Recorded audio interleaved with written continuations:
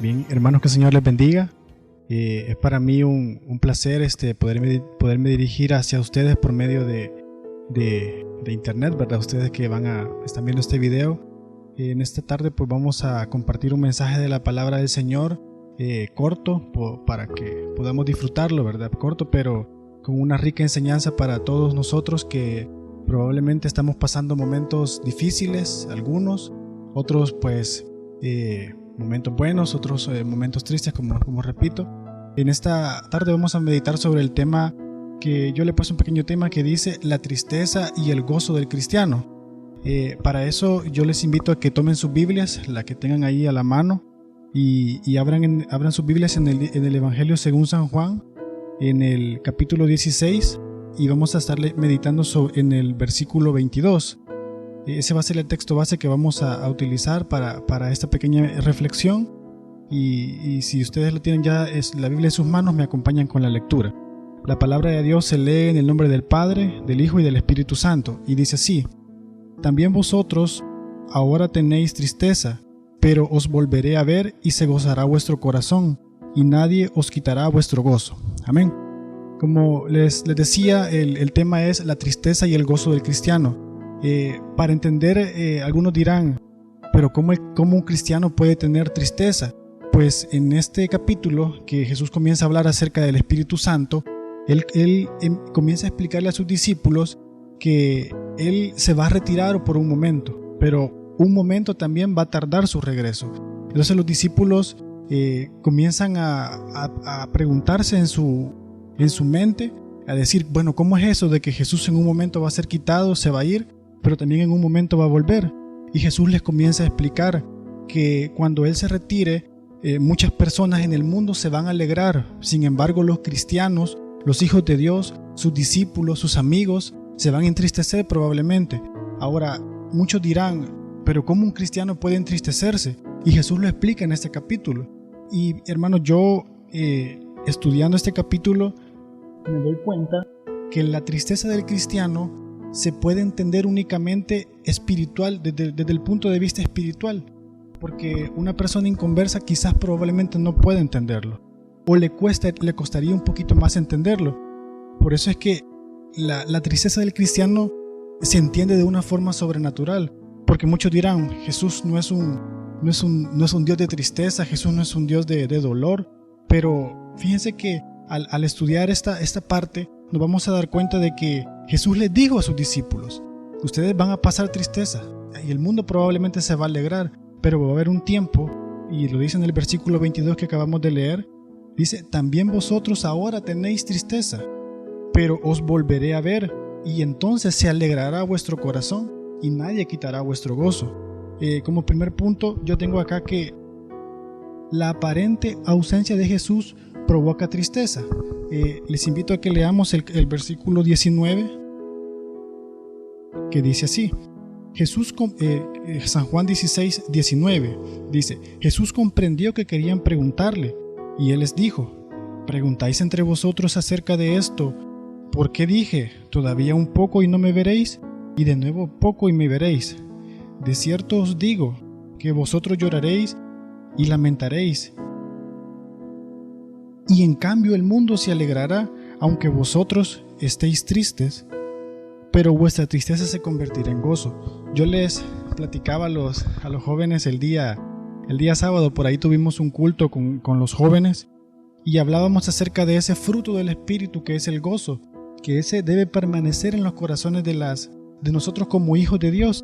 Y Jesús les dice a sus discípulos ahora en esta ocasión, por un momento van a pasar ustedes tristeza, pero una tristeza comparada con la supuesta alegría que el mundo puede tener. Y yo me preguntaba, bueno, al escuchar noticias o peticiones cuando dicen, oremos por el hermano Vidal, oremos por mi hermana Rosa, oremos por diferentes hermanos de la iglesia, ciertamente yo me pongo hasta cierto punto triste. Digo yo, bueno, ¿cómo es que hombres de Dios, que pertenecen a la iglesia, que son discípulos de Dios, que son hermanos fieles y creyentes, ¿por qué están sufriendo? Quizás no sea la enfermedad que está de moda ahorita, si podemos llamarlo así, pero y uno dice, uno se siente triste, incluso no congregarse, uno se tiende a sentir triste y dice, bueno, y las demás personas quizás andan alegres y nosotros como cristianos estamos como escondidos o como con tristeza. Y yo decía, bueno, Jesús les está diciendo a los discípulos que de cierto os digo que lloraréis y os lamentaréis, y en cambio el mundo se va a alegrar. Eso es como una contradicción, es como que estemos diciendo, el cristiano es menor, o el cristiano se va a ver de menos comparado con las demás personas.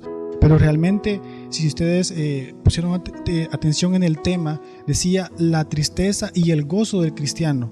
Y en primer lugar tenemos que entender, hermanos, que el gozo del cristiano no depende de la circunstancia que estemos viviendo. El gozo del cristiano es una convicción, es un acto de fe. Yo les predicaba a los jóvenes el día sábado que el gozo no va a depender de la circunstancia que tengamos a la par. Y también les decía yo a los jóvenes que ahorita ya no estamos entrenándonos, no estamos quizás siendo enseñados, sino que ahorita ya estamos poniendo en práctica lo que hemos aprendido. Yo les decía a ellos, muchos de nosotros hemos estado 15 años en la escuela dominical, escuchando mensaje tras mensaje. Pues hoy se llega la oportunidad de que demostremos eso que hemos aprendido, que nuestro gozo, demostrar que nuestro gozo no se basa en la situación o en la coyuntura que estemos pasando, sino que el gozo se basa en la convicción que tenemos en Jesús, porque Jesús nos dice y nos recuerda, hermanos, que Él volverá a nosotros, y cuando Él vuelva a nosotros, nadie va a volver a quitarnos ese gozo, o nadie va a volver a implantar tristeza, porque Jesús va a volver a derramar sobre nosotros cuando Él regrese, lo que les decía a sus discípulos, porque ellos en ese momento decían, bueno, Jesús se va a ir y nos va a dejar desamparados, y ellos se iban a comenzar a llenar de tristeza, pero Jesús les dice, yo voy a regresar a vosotros. Así que Jesús en esta tarde nos dice, por medio de su palabra, nos recuerda que Él va a regresar a nosotros. O sea, no pensemos que Él se ha olvidado, que Jesús está durmiendo la siesta, como decía un pastor, sino que Jesús está pendiente. Y otros lo toman en otro sentido y dicen, Jesús está probando a su iglesia, Jesús está viendo cuáles son los frutos que vamos a dar en medio de toda esta situación. Porque aquí es cuando la vida, o cuando nosotros como hijos de Dios o como sus discípulos, comenzamos a dar esos frutos del Espíritu, el amor, el gozo, la paz, la paciencia, todo eso se comienza a demostrar. Yo como segundo punto tengo que la tristeza del cristiano se convertirá en gozo. Nuevamente leo el versículo 22 que dice, también vosotros ahora tenéis tristeza, pero os volveré a ver, y se gozará vuestro corazón y nadie os quitará vuestro gozo.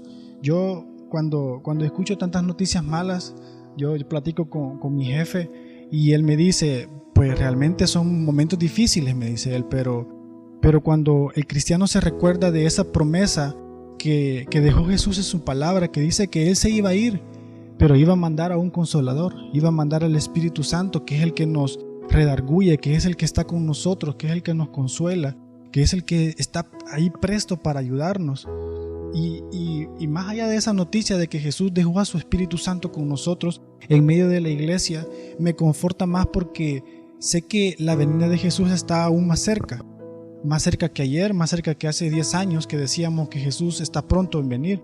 Pues hoy está más cerca que antes, hoy está más cerca que nunca, y esa es la esperanza del cristiano. El cristiano no debe perderse de esa meta, de ese objetivo. Así que, hermanos, yo les quiero dejar esta pequeña enseñanza de que ustedes, independientemente, todos nosotros, las circunstancias que estemos pasando, no la veamos intrínsecamente o lo que nosotros personalmente estemos viviendo, sino que veámosla desde otra óptica, desde la óptica de la Biblia, que la Biblia nos dice que Jesús va a regresar, y no va a regresar solo porque vino, sino que porque va a traer nuevamente el gozo de la salvación, el gozo que irradia a las demás personas, el gozo que va a reconfortar nuestros corazones.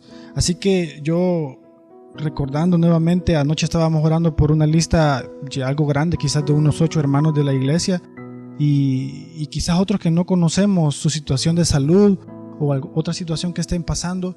En esta hora yo les digo que Jesús no nos ha olvidado, que Jesús está ahí con nosotros, nos dejó a su Espíritu Santo para consolarnos en medio de las tristezas y que el gozo del Señor es nuestra fortaleza. No descuidemos la meta, hermanos. La meta es llegar a la presencia del Señor, ya sea por medio del rapto o ya sea que muramos. Probablemente muramos alguno de nosotros. Yo puedo estar predicando ahora, puedo estarle hablando a ustedes, pero el día de mañana yo no lo conozco, solo lo conoce el Señor. Y si por medio de esta enfermedad el Señor me llama a su presencia o llama a cualquier hermano, pues esa es la meta, llegar hasta donde está Jesús, llegar donde está y encontrarnos con Él, ya sea por medio de esta enfermedad o por medio del rapto. No descuidemos esa meta y llegar con las manos puras, las manos santas, que es lo que al Señor le agrada, ¿verdad? No descuidemos esa meta. Y como les repito, esto ya no es el entrenamiento que yo le llamo el entrenamiento bíblico, sino que esto es ya poner en práctica la palabra del Señor. Muchos se van a acercar a nosotros y nos van a decir: mira, hermano, yo no hallo cómo hacer, hermano, hermana, estoy pasando esto. Pues ahí se va a demostrar el amor, se van a demostrar esos frutos del Espíritu. Ya no es un entrenamiento, sino que esto ya poner en práctica la fe, poner en práctica nuestras convicciones.